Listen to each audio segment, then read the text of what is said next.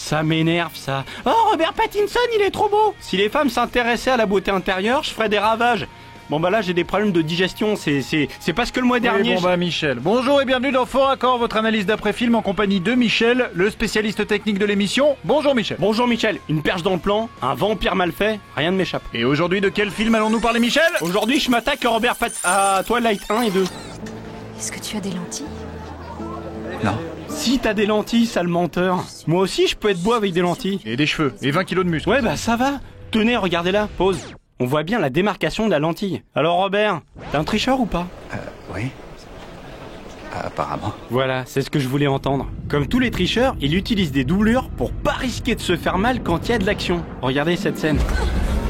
Alors juste un aparté, là, Bella s'éclate dans le mur, il reste 1, 2, 3 vases intacts. Et là, pause, il y en a plus qu'un, et ouais. Quel rapport avec les doublures J'ai Michel? dit que c'était un aparté. Retour arrière. Là voilà, la doublure de Pattinson. Il essaie de se cacher le mec. En fait, dans ce plan, tous les comédiens sont des doublures, au cas où il y aura un problème avec la cascade. Vous trouvez logique qu'ils restent de dos, alors que leur copain fait un vol plané de 10 mètres? La preuve en image. Doublure, lecture, redoublure. Ouais, c'est pas super flagrant votre truc, hein. Vous l'avez vu le film? Non. Bah ouais, c'est pour ça aussi. Comment voulez-vous reconnaître une doublure si vous ne connaissez pas le visage des comédiens? Bon, une plus facile. Vous la connaissez, Bella? Oui, un peu, oui. C'est elle. C'est la seule à être habillée comme ça. Casquette rayée et une écharpe très vilaine. Allez savoir pourquoi, dans ce plan, eh bah c'est pas elle, c'est sa doublure. Vous savez, c'est fréquent d'utiliser des doublures sur des plans pas très importants, c'est pour préserver les stars, il faut Ouais, ça. enfin, c'est pas Nicole Kidman non plus. Moi, je pense plutôt qu'elle s'est blessée ou un truc comme ça. Parce qu'elle est plutôt maladroite, hein, regardez. Ah oui, la pauvre. Elle aurait dû mettre des protège-fesses plutôt que des genouillères. Qu'est-ce que vous voulez dire Bah oui, là, vous voyez bien qu'elle porte des genouillères. Vous êtes sûr de vous, là? C'est peut-être un truc à la mode, un truc de Jones, quoi. Bah ouais, je suis sûr. En plus, elle cache souvent des trucs dans son futal. Regardez là. C'est le cap du micro-cravate. Non, Michel, vraiment là, je pense que c'est un truc à la mode, comme les jeans usés. Enfin, après, je m'y connais pas bien, hein, mais... Tu as raison, tu ne sais rien. Merci Robert. Si vous aviez vu le film, cher Michel, vous sauriez que Bella n'est pas à la mode, comme en témoigne ce vieux pick-up qui lui sert de véhicule, et qui sert aussi accessoirement à réfléchir les perches de micro. Et là, vous allez me dire, Michel, j'ai rien vu. J'ai rien vu. Bah ouais, je sais. Bon, enfin bref, retour arrière. Là, on voit la caméra qui recule en même temps que le plan, logique, et la perche de micro, là. Perche de micro qu'ils auraient dû créditer au générique tellement on la voit beaucoup. C'est pas super français, votre Oui, phrase. oui, bah on s'en contentera. Perche de micro, donc, qu'on retrouve ici, dans le reflet du pick-up, encore une fois.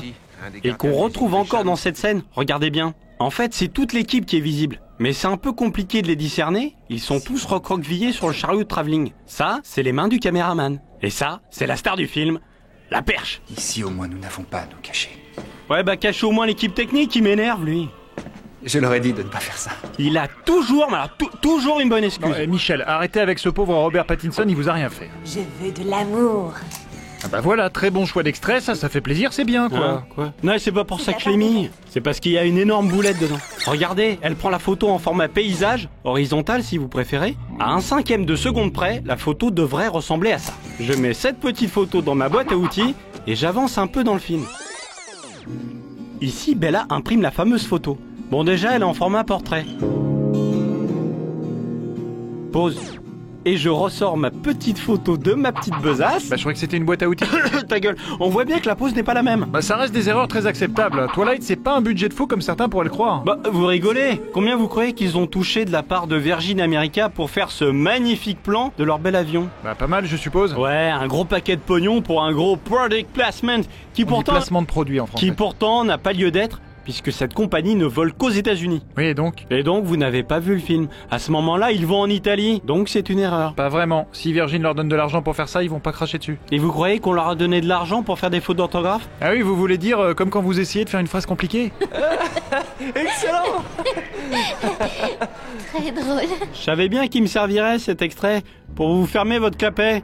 Je parlais donc de fautes d'orthographe. Regardez, un petit product placement, Google. C'est le nouveau concept de l'émission de chercher des placements de produits ou... Non mais je le dis, c'est tout. Là ce qui m'intéresse, c'est Apotemkin.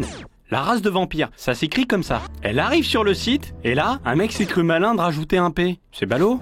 Autre faute, dans le générique de fin. Il trouve le moyen de faire une faute sur l'œuvre de Debussy, en écrivant Claire avec un E, comme le prénom. C'est peut-être une sorte de jeu de mots. Non, C'est une œuvre qui a plus d'un siècle et que les gens cultivés écrivent correctement, comme vous pouvez le voir sur la pochette de ce CD. Que vous avez très bien pu faire sur Photoshop. Mais oui, c'est ça, de toute façon, ils font même des fautes d'orthographe dans le nom de leur personnage.